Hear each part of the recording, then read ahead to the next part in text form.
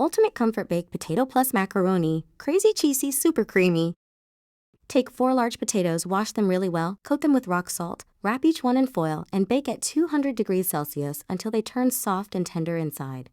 While they bake, take 100-gram hung curd and gently mix it with the mustard sauce.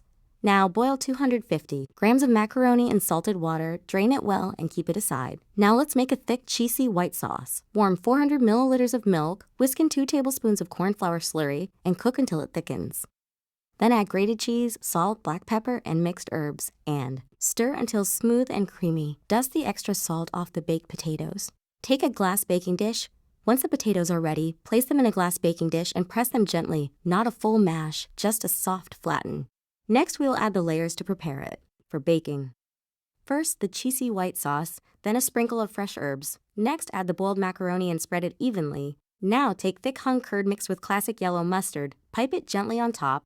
Add chopped capsicum, sweet corn, and sliced olives. Finish with a heavy layer of grated cheese, oregano, chili flakes, and black pepper seasoning.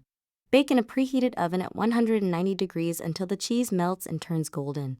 Now, the final garnish adds chopped, seeded tomatoes, olives, and some more boiled corn.